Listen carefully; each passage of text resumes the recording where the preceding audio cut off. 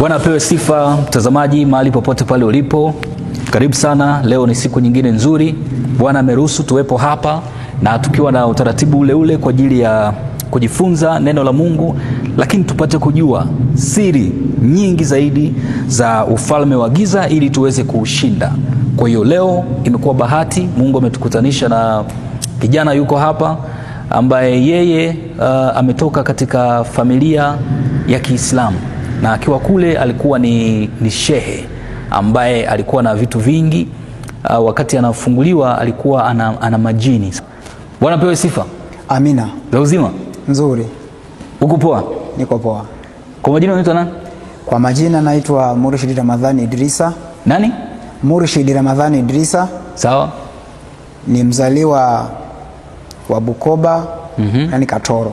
Katoro. Bukoba kuna sehemu inaitwa Katoro? Sawa. Askofu wangu. Sawa. Kwa jina gumu kidogo hilo. Murshid. Bado hujabatizwa? Bado. Sawa. Sasa labda kila kitu huwa kina mwanzo. Amina. Sasa hivi Bwana Yesu amekuokoa.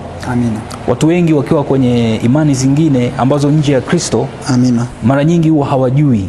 Wakiwa kule wanaona ni jambo tu jema, ni jambo zuri. Amina. Ila mpaka siku wakitoka, Mungu ndo anapata kuwafungulia kujua ilikuwaje kule kwao walipokuwepo. Sasa kila kitu huwa kina mwanzo. Kwanza kabla ya kuokoka, huku ni mwishoni. Tuanzie mwanzo kabisa, historia ya familia yako na elimu ulizozipata ilikuwaje, ulipatia wapi, mwanzo ulikuwa ni upi? Mwanzo wangu kama nilivyojitambulisha kwa majina, nimesema jina langu ni gumu kidogo lakini nitairudia. Naitwa Murshid Ramadhani Idrisa. Nimezaliwa katika dini ya Kiislamu, wala sio Msilimu. Ndugu zangu, wazazi wangu wa pande zote mbili, pande wa baba, pande wa mama, nimezaliwa nikakuta ni Waislamu. Sawa.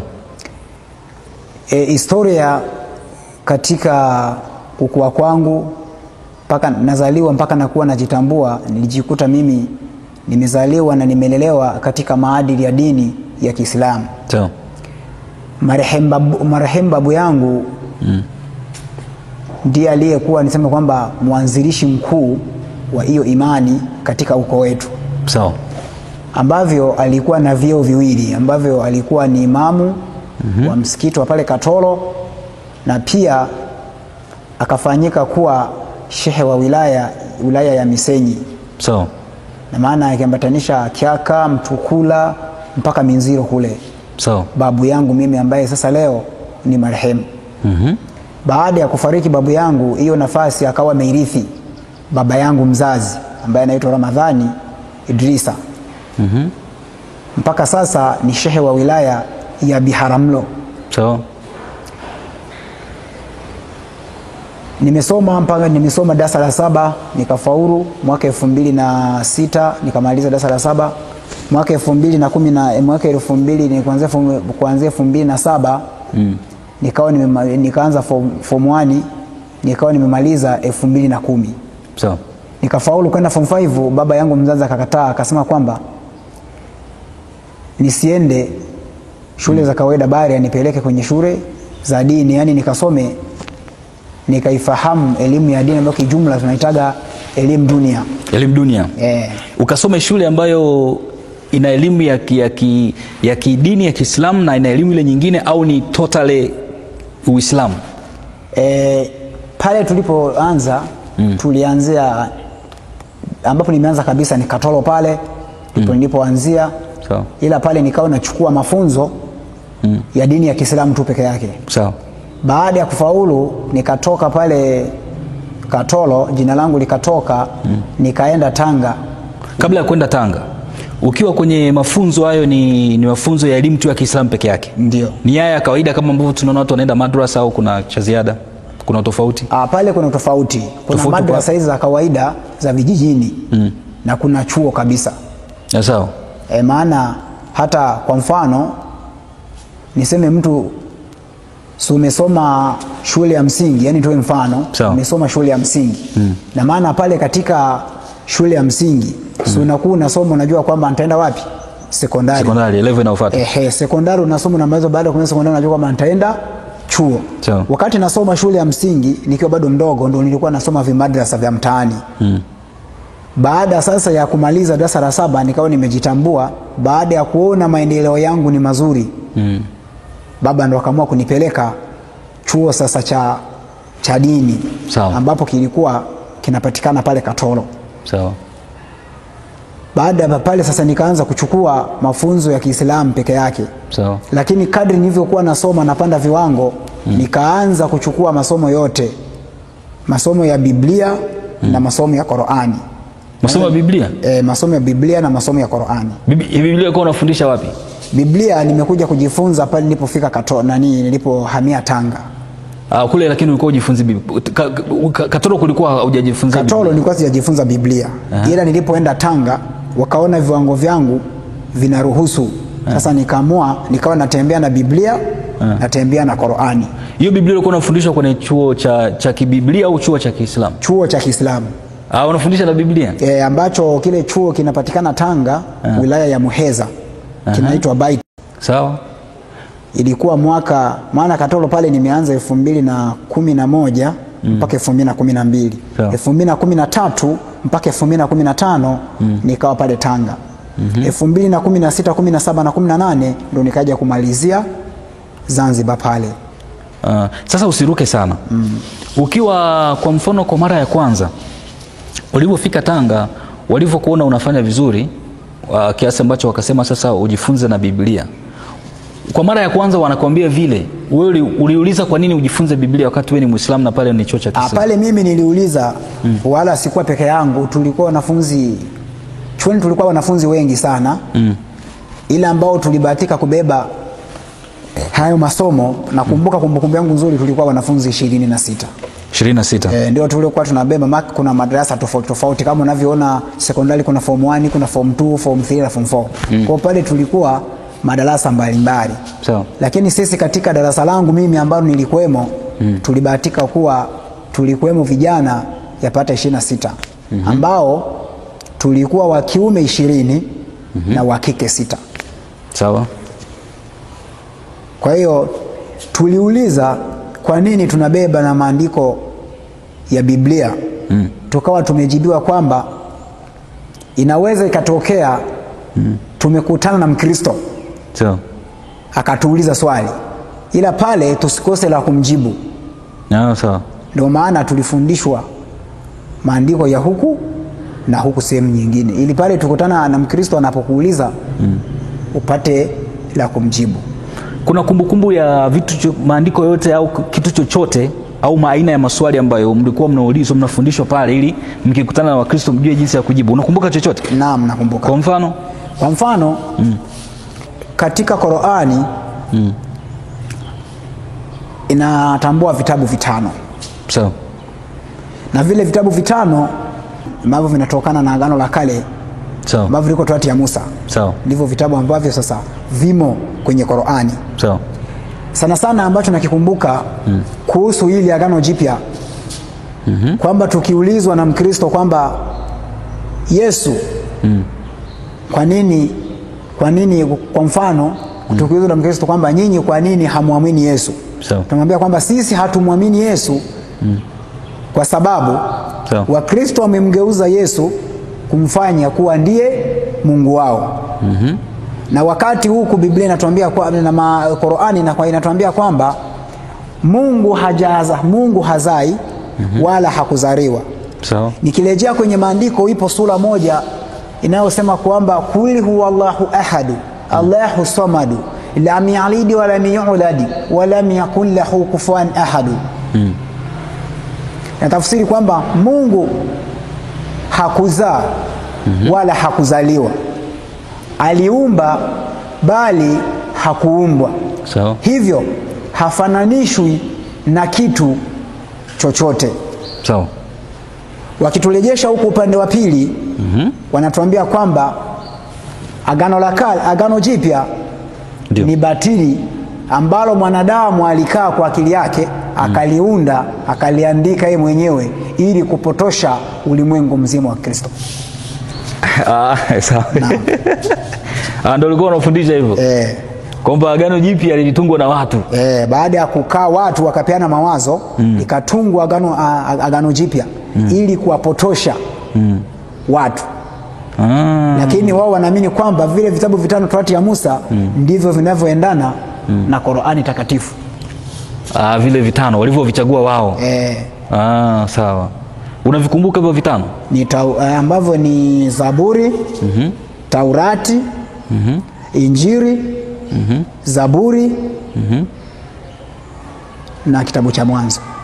Sawa. Kwa hiyo hapo tuko Tanga. Wakati tuko Tanga.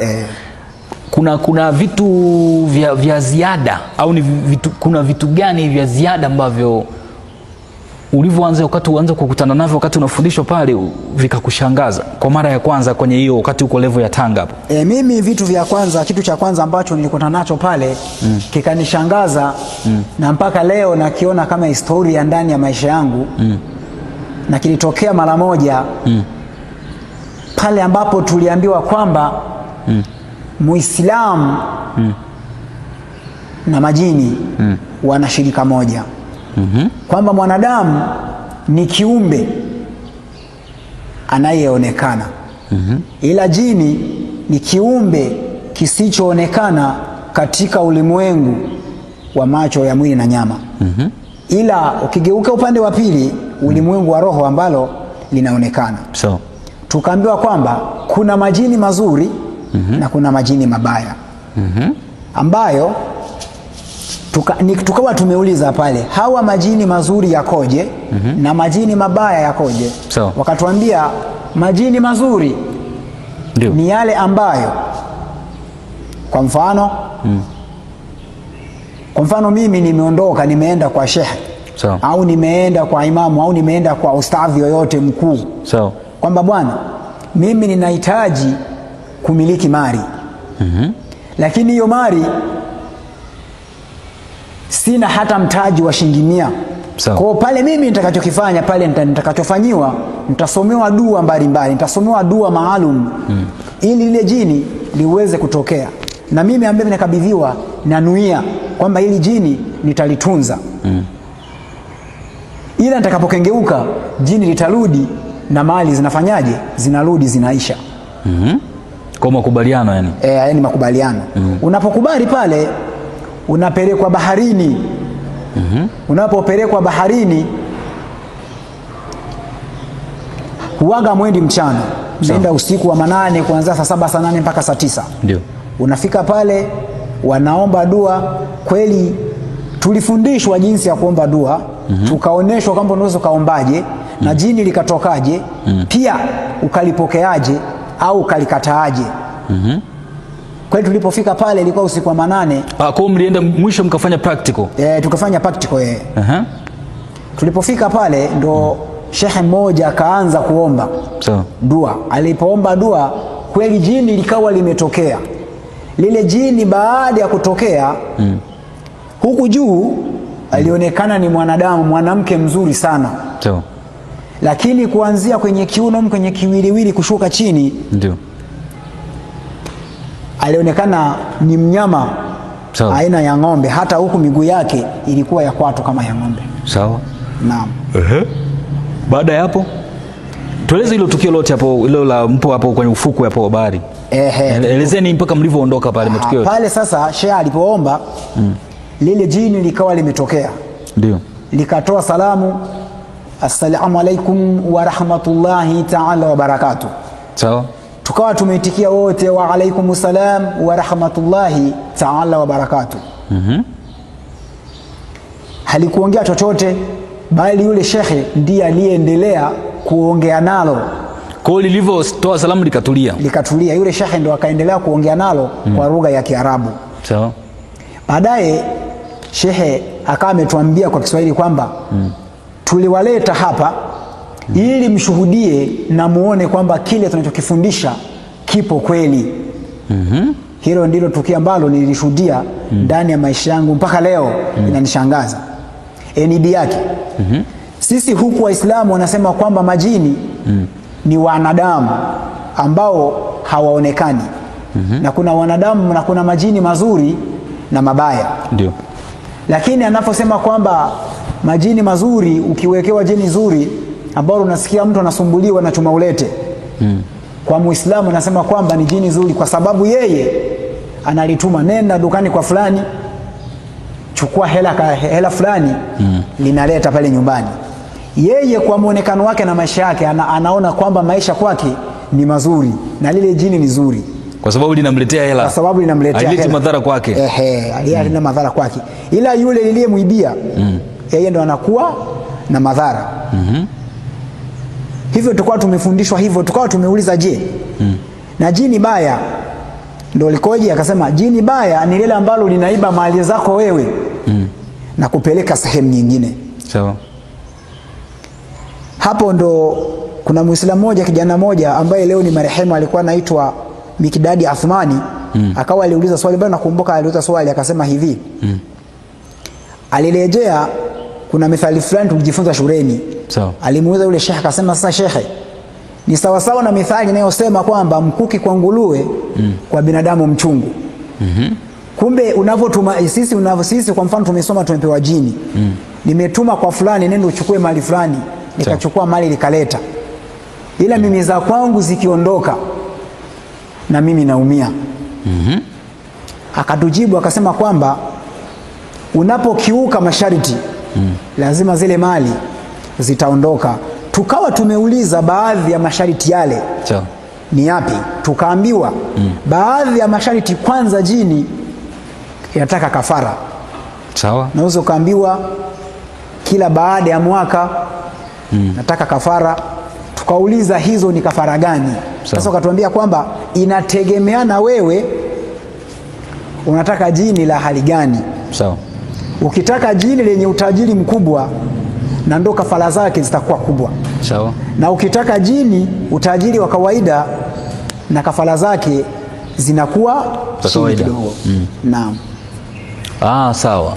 Siku ile wakati mnakwenda hapo Pwani, Tanga hiyo, kwa ajili ya kushuhudia au kufanya practical ya kile ambacho mlikuwa mmefundishwa, mlipewa utaratibu labda sasa tunaenda kuonana na wale wazee wa kule, kwa hiyo tunatakiwa tujiandae tuwe kwenye mazingira gani, tuwe hivi, au mtu anaweza kaenda tu vyovyote vile anavyojua? Naam, utaratibu tulipewa. Mtu hawezi akajiandaa kaenda hivi atakavyoona. Hapana. Hawezi kurupuka. Kwa mfano kama mimi nahitaji jini. Tuchukulie tu mfano huu, kwa mfano baba yetu askofu hapo yuko pembeni. Kwa mfano mimi ni muumini wake. Ninakuwa naelewa kabisa baba, lakini samahani simaanisha hivyo. Nakuwa naelewa kabisa kwamba huyu mzee askofu, huyu baba, kwamba nakuwa najua kabisa, naamini kwamba huyu ndiye aliyetufundisha. Na kila kitu ni topu ni kwake. Kwa mimi nitamwendea, bwana baba, mimi nataka jini, ila jini ambayo nalitaka nataka jini la kunipa mimi utajiri. Sawa. Ataniuliza, unataka utajiri wa saizi gani? Utajiri wa juu, utajiri wa kati, au hali tu ya kawaida? Sawa. Sasa hapo nikimwambia kwamba nataka utajiri wa hali ya juu, nitapewa sasa masharti. Sawa. Kwamba mimi nitapewa masharti, mimi nitachagua kwamba kama ni utajiri wa juu unahitaji kafara. Sawa. Ambayo ukiangalia katika Waislamu wengi matajiri, wewe chunguza, utawakuta wengi hawana wazazi, wengi hawana wanawake walioanza nao, wengi hawana watoto wao wa kwanza. Wanatolewa kafara kwa sababu inaweza kuambia kwamba tunataka mke wako. Sawa. Tunataka baba yako, tunataka mama yako. Kwa hiyo wewe kadiri utakavyotoa ndivyo utajiri wako utakavyoendelea kufanyaje? Kukua. Kwa hiyo unaweza sasa kwenye hali hii unaweza kujikuta unatoa mpaka ukoo mzima unafanyaje? Unaisha. Na pale wewe utajiri unakuwa na mkataba. Kwamba mimi nataka huu utajiri aidha ndani ya miaka 30 au ndani ya miaka 40. Au mimi nitaweza kafara, basi mnipe huo utajiri mpaka maisha yangu yote kufa, mimi nitakuwa natoa kafara. Wewe sasa hapo ndo utachakata akili kwamba je, nitawapataje hao wa kuwatolea kafara mpaka mwisho wangu wa kufa? Naam. Sawa. Siku ile mpo pale hapo bado niko hapo kabla ya kwenda mbele, mko wako mmeenda kuoneshwa lile jini. Kwa hiyo siku ile mlienda tu muoneshwe kile mlichoelekezwa kwamba kinafanyika hivi na hivi na hivi na hivi? Pale tulienda ili tushuhudie na tuamini kwamba tunachofundishwa ni kweli na kinafanyika na kinatokea. Baada ya kuwa lile jini limekuja sasa pale, yeye alifanyaje tena mpaka likaondoka? Yeye pale kwanza alipokuja aliomba dua. Kufumba na kufumbua ulitoka kama uvumi wa upepo. Tulikuwa pale kando kando, yani ufukweni wa ziwani. Sawa. Hatukujua limetokea mashariki wala magharibi wala kaskazini wala nyuma wala mbele. Hamkuelewa. Ghafla tu tuliona tap, mtu ameshafika. Kama nilivyoeleza awali, huku juu mpaka hapa kiunoni. Ilikuwa ni sura mwanamke tena mzuri. Lakini kuanzia hapa kwenye kiuno kushuka chini, alikuwa anaonekana ni mnyama aina ya ng'ombe na alikuwa na kwato kama za ng'ombe.